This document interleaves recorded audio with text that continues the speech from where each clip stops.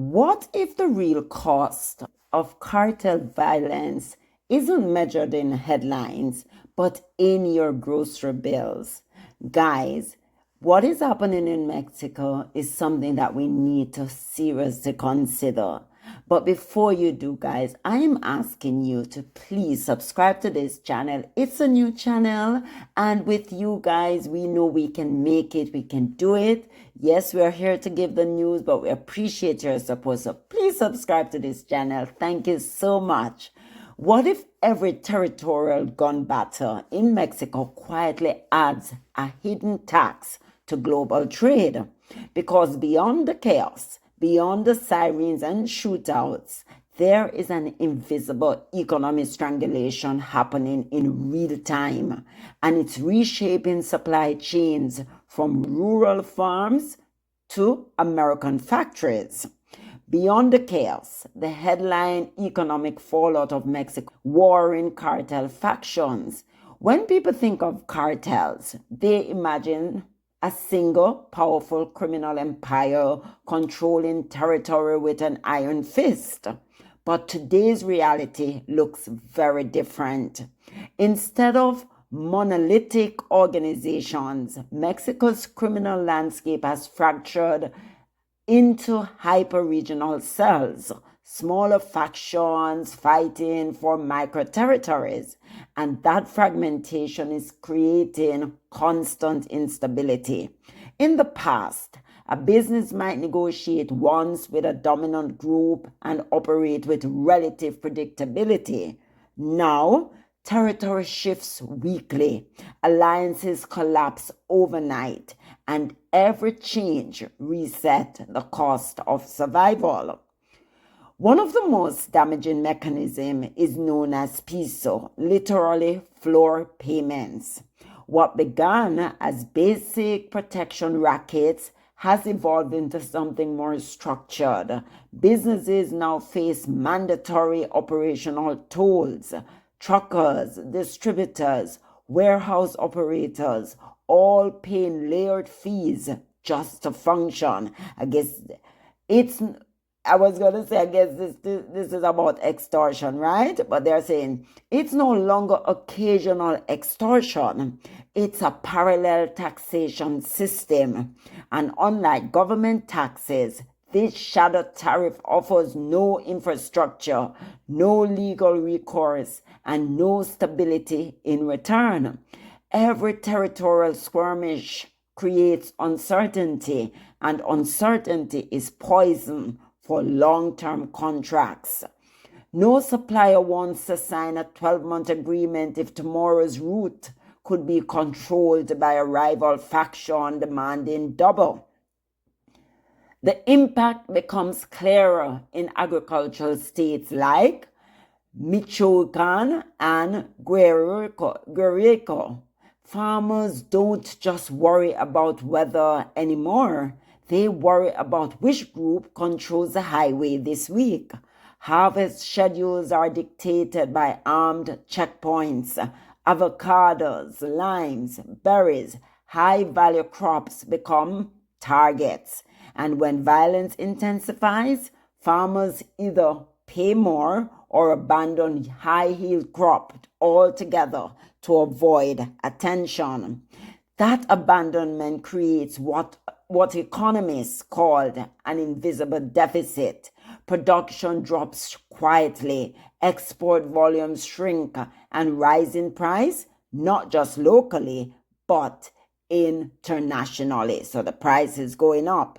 By the time produce reaches grocery shelves in the United States or Canada, the added costs of extortion, delay, and rerouting are already baked into the price tag.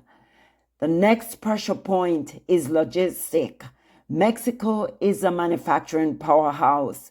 Automotive parts, electronics, industrial components, much of it moves north through tightly timed trucking and rail corridors.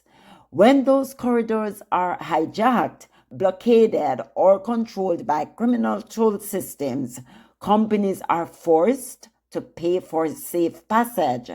Add private security escorts add insurance premiums, add delivery delays. Now multiply that across thousands of shipments per day. What looks like localized instability becomes a systemic inflation engine. Just-in-time manufacturing, especially for global auto and tech firms, depends on precision. Even small disruptions ripple outward, halting assembly lines hundreds of miles away. The chaos becomes a cost multiplier. Mexico has been positioned as a nearshoring alternative to Asia, strategically located, industrially capable, deeply integrated with US markets. But localized instability creates hesitation. Investors calculate risk. They factor in security overhead. They assess municipal government. And when entire regions appear structurally vulnerable to shadow control, capital pauses, right? Or moves elsewhere. Because people need stability. They need to depend on things, right? Over time, this erodes regional creditworthiness. Businesses can't afford layered extortion fees, either shut down or become financially entangled with criminal actors, turning legitimate enterprise into indirect revenue streams. That's not just crime, that's economic capture. The result is a permanent invisible deficit inside the sovereign economy, not a sudden collapse, but slow compounding pressure. Regional violence translates into higher export costs. Higher export costs translate into global inflation. Global inflation feeds consumer strain. The instability doesn't stay local, it travels. And the deeper risk is structural dependency. When proportions of a national economy operate under shadow taxation that the state cannot fully dismantle, at some point the cost of doing business begins to outweigh the strategic advantages. And when that tipping point arrives, it won't just affect Mexico, it will affect every supply chain connected to it. Beyond the chaos, beyond the headlines, the real battlefield may not be territorial, it may be economic.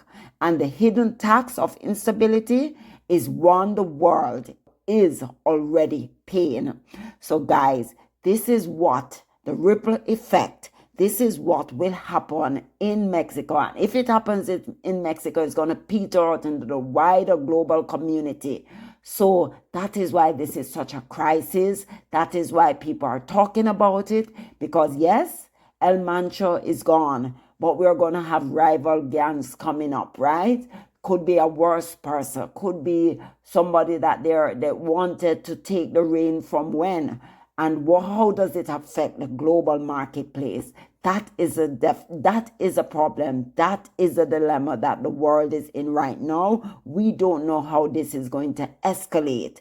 But when it does, or if it does, it's not a good look for the global marketplace. So guys, continue to tune into Status Check News, where we bring you the news as it happens.